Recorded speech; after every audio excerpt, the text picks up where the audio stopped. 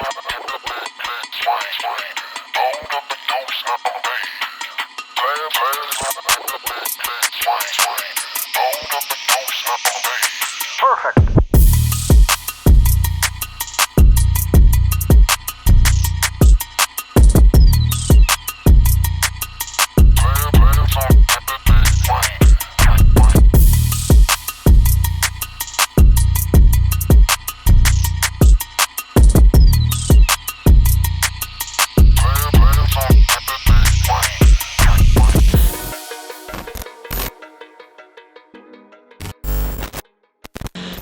So we're just about getting done at Fuji Speedway. We were watching Formula Drift Japan, and I started to ask myself, because I see it all the time on the internet, is what's the biggest difference between Japanese drifting and American drifting? Now, there's different kinds of drifting. You have grassroots drifting, you have street drifting, you have professional drifting, and then you have whatever it is front-wheel drive cars do. So I figured I would break down at least my perception of it and my opinion of it after being here for just a weekend. And I know it's only a weekend, but I've had a chance to meet with a ton of incredible drivers. I got to meet with the staff of Formula Drift Japan. I had some excellent translators that helped me ask these questions so that I could share them with you, because maybe this is something that you're interested in. So I'm Alex, AlexMartini with 2 underscores on Instagram, and today we're talking about cars. More specifically, what is the biggest difference between Japanese drifting and American drifting? So thank you so much for watching. Let's get into number 1. I'm really doing it! I'm really doing it!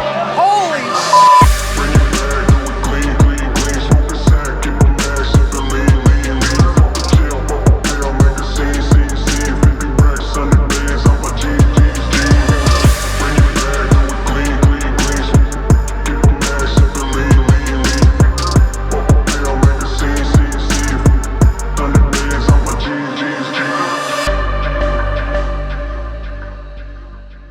The first thing that I will say above all else is this weird word, and it's called passion.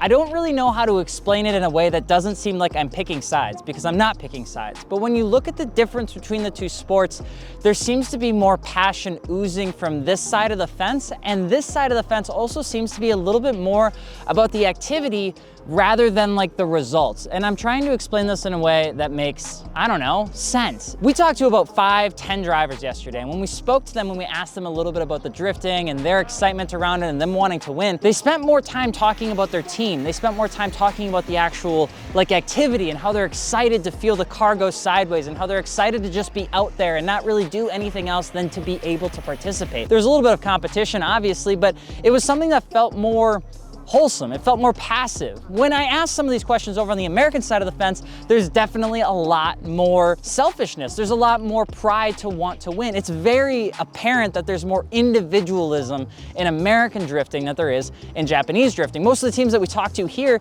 they don't even own those cars. The cars are owned by some sort of racing team or some sort of company that happens to sponsor this event. In America, most of the cars are owned by the drivers, and then they bring in a team to actually maintain the vehicle, depending on the location of the Formula Drift event. So I can say that it feels a little bit smaller, it feels a little bit more personable, and it definitely feels like the people that are on this side of the fence in Japan, when they are drifting, there's still a lot of competition, don't get me wrong, but it's less visible. And I think because it's less visible, it almost feels a little bit more welcoming. Probably the most important second thing though is when people get into the technicality of the drifting. They talk about how in America you need 1,000 horsepower pretty much to run. You need at least 200 shot of nitrous. You need a ton of power, a ton of angle, and you just need these huge swooping curves if you actually are gonna try and make it in Formula Drift. And I can say that that is 100% accurate. When you look and compare the two, I do really enjoy American drifting just as much as I enjoy the Japanese drifting. People think that because there might be less power here in Japan, that inherently means that it's more technical or that they're tighter turns. Now, Fuji Speedway has more swooping turns than anything else, but even with a little bit more technicality, it's not like these teams are running very low horsepower. We talked to Andy Gray, who's running a little bit over 1,000-ish horsepower. That's Formula Drift numbers right there. We talked to a couple teams that were running JZX 100s. They're running 850 wheel horsepower. That's here in Japan.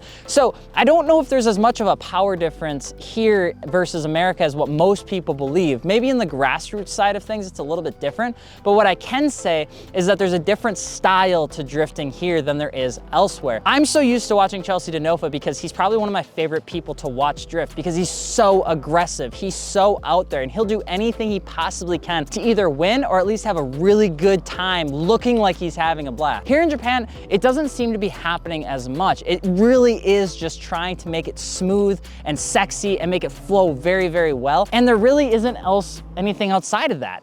The judges here do seem to be a little bit more lax than those in America, but it does seem like they're tightening that up a little bit because FD USA also helps support FDJ on certain things. Like Ryan Sage and the boys are over here, they're actually doing the judging as well, which is something I didn't even know. But to say that the horsepower numbers are substantially different, it's just not true. They're not. They're pretty darn similar. I would say that the team's feeling is probably a little bit different, and there seems to be less publicity around the drivers and more publicity around the teams. Something I thought that was actually kind of interesting was the fact that this event, as I'm sitting here right now, it's 2:30, 3 o'clock. We're in the top 16. So if anybody doesn't know how Formula Drift typically works, it's bracket style, right? It's elimination rounds. You have 2 rounds per team. So essentially you have a lead chase and then a chase lead.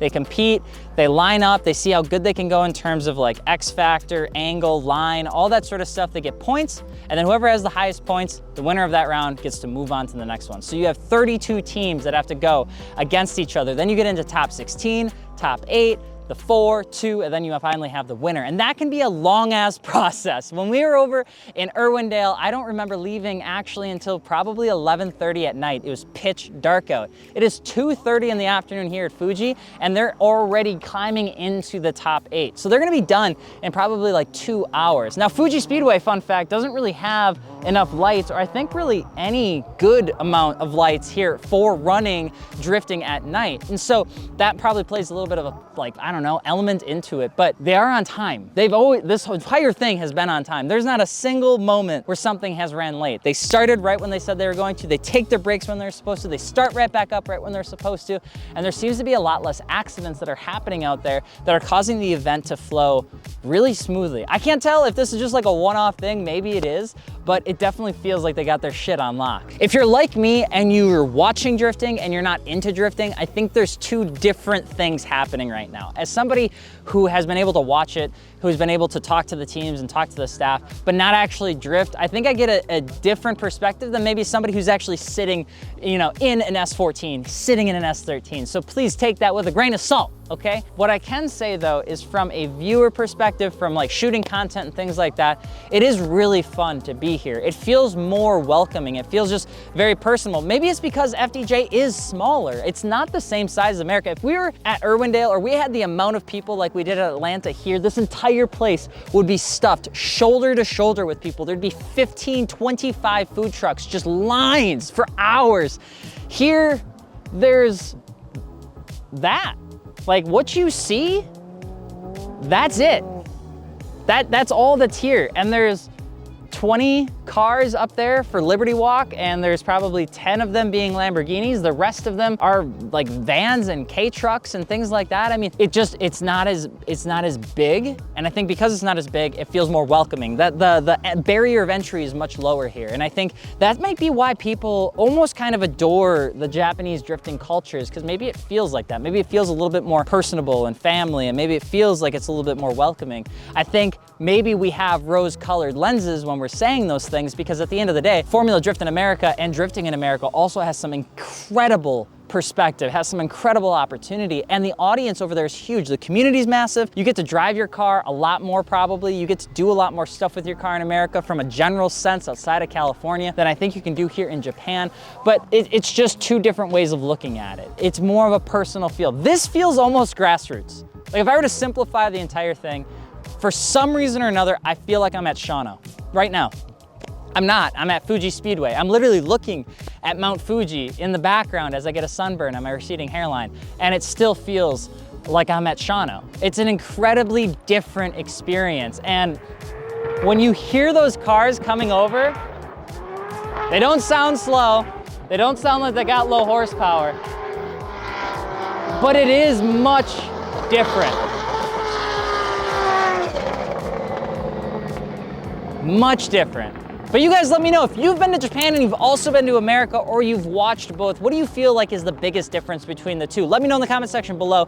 And thank you so much for watching. I'm Alex, Alex.Martini with 2 underscores on Instagram. And today we were able to talk about cars at Fuji. I cannot even believe I'm here. Thank you so much, Torque Drift, for having me out. And we will see you later. Adios.